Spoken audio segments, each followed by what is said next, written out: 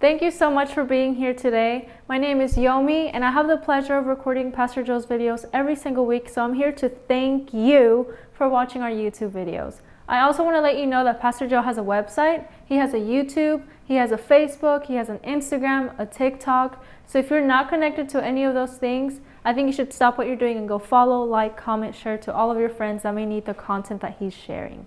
If you have any questions, comments, or suggestions, our information is on our website, so please feel free to reach out anytime. Now, without further ado, here's another one of Pastor Joe's videos. Hey guys, welcome to Joe Knows. So glad you're here. And I want to talk to you a little bit we've been talking about creating wealth and how to handle wealth. And today I want to really talk to you about real estate. So if you are not a homeowner, I'm going to tell you how to begin the process of becoming a homeowner, and you can start soon. And if you are a homeowner, I want to talk to you about how to start the process of having your second home. All right. So first of all, when it comes to buying a house, right now is a good time to buy a house because the market, it's not a buyer's market, it's not a seller's market, it's a dead market, particularly here in Texas. And probably other places because of the increase in the interest rate. It's kind of frozen people. People are afraid. So now you're not bidding with lots of people that are buying houses because people are hesitant to buy.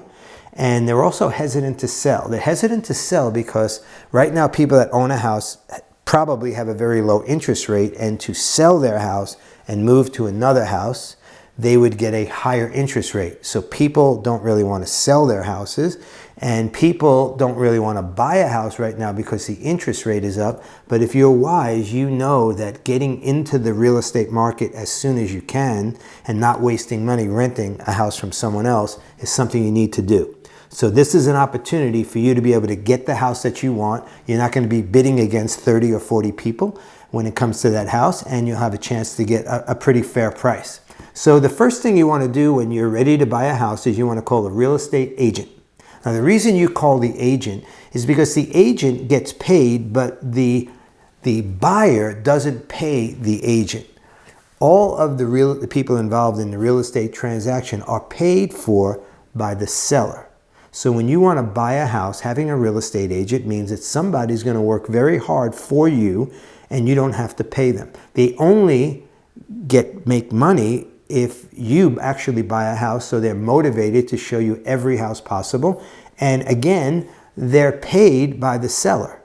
So you have nothing to lose by getting a real estate agent. So find someone that you like to work with, get a recommendation, someone that you enjoy, because you're going to be driving around looking at houses with them, and put them to work for you because you get their services for free. One of the first things the real estate agent is going to ask you as the buyer is they're going to say, what size house do you want? Now, if you're in the position to choose, and this is your first house, I would say buy a 3-bedroom, 2-bathroom home. Why?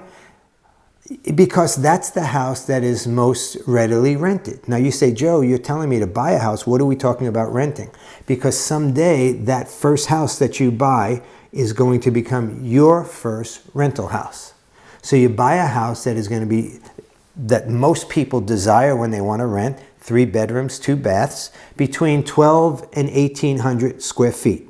So you let them know that. They're going to ask you a question. They're going to say, have you been pre-approved to get a mortgage? A mortgage is the money that is loaned to you so that you can buy the house.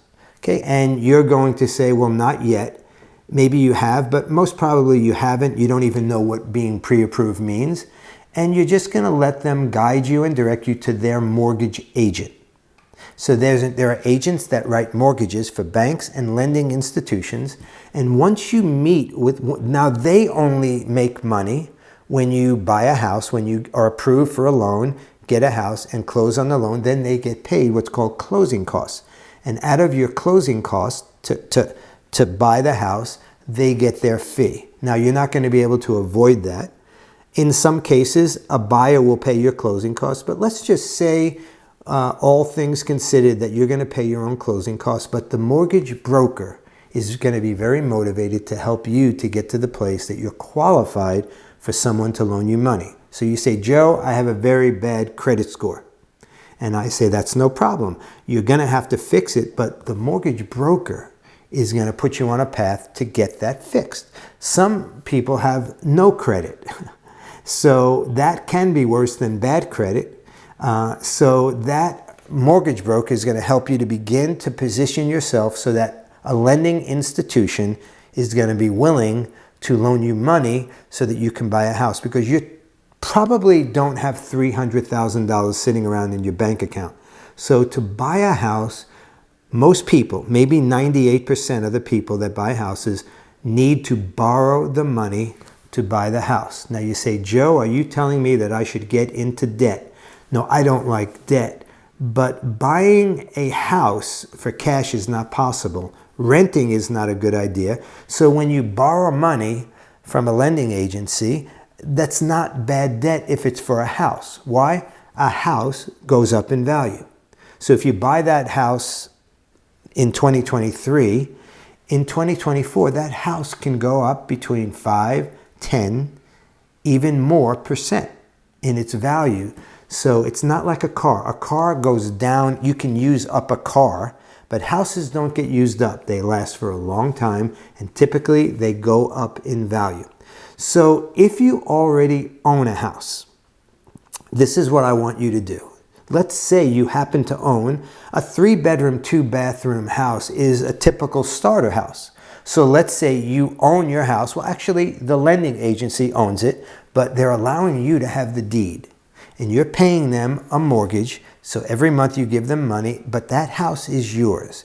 As that house goes up in value, you do not have to share that with the lending agency because they have loaned you the money, but the house is in your name. What I want you to begin thinking as a homeowner is that the house you're in right now is going to become a rental house. And you're going to do things to that house that make it the perfect rental house. Like you're going to eliminate the carpet. Why? Because when you rent a house, if you have carpet, that carpet is going to have to be replaced very often because renters don't usually take care of floors. But if you have a laminate floor or even tile, it's kind of invincible. You're going to paint that house. You're not going to have every bedroom a different color. I know your kids like, the girls like pink and the guys like whatever colors. But you want to paint your house a color, one color, the whole house, a color that everyone likes, but no one loves. Why? Because eventually when you rent that house, you want people to walk in and say, wow, I can see myself living here. Okay, now I'm going to talk to you in our next session, the next Joe Knows next week, about the way that you will go from being a homeowner to buying a second house and renting the first. See, because when you own 2 houses, one of them is going to be rented out, and that tenant is paying your mortgage, and they're allowing you to have 2 appreciating assets, 2 houses that are both going up in value. Your rental house is probably going to bring in a lot more rent than the mortgage payment.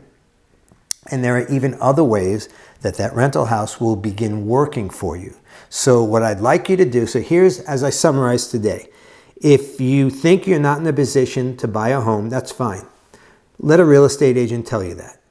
And you go out and start looking at homes, learn what the market is like, learn what houses cost, become educated.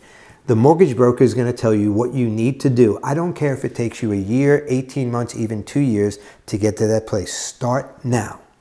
The mortgage broker will help you begin knowing what you have to do to buy a house. You're on that road. If you already own a house, in your mind, I want you to think, don't change the walls of the house, the paint.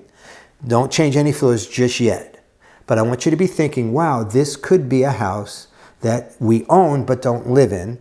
And we could buy another house, and now we have 2 appreciating assets that are going up in value. We own 2, and then eventually 3 and 4 and 5. Well, let's not get ahead of ourselves. I'll tell you more about how to create wealth through real estate when we meet next week. God bless you. Have a great week.